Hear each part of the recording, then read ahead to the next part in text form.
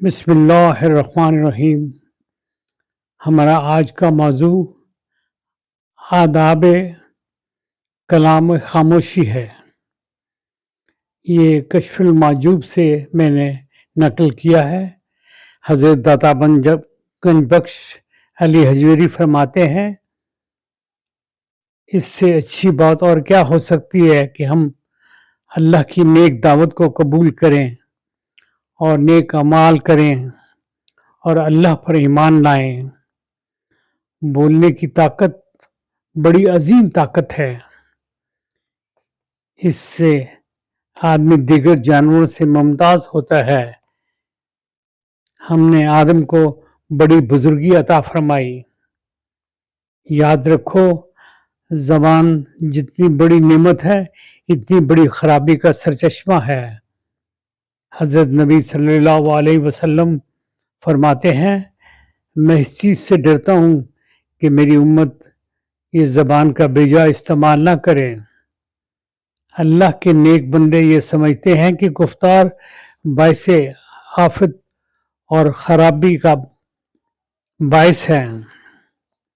ہر کلام کے آغاز و انجام کو جانچنا چاہیے اور اظہار حق کے لیے کبھی کوتاہی نہیں کرنی چاہیے، بڑھ چڑھ کر حصہ لینا چاہیے۔ اگر کچھ کہہ نہ سکو تو خاموشی اختیار کرو۔ اللہ پاک فرماتے ہیں کہ میں سننے والا ہوں اور میرے فرشتے ہر چیز کو لکھ رہے ہیں۔ جس نے خاموشی اختیار کی اس نے نجات پائی۔ اللہ تعالیٰ فرماتے ہیں، سب اسرار کو میں جانتا ہوں۔ وہ بدبخت ہے جو یہ سمجھتا ہے کہ ہم نے اس کے اسرار اور اس کی خاموشیوں کو نہیں سنتے۔ ہم سنتے ہیں اور فرشتے لکھتے ہیں۔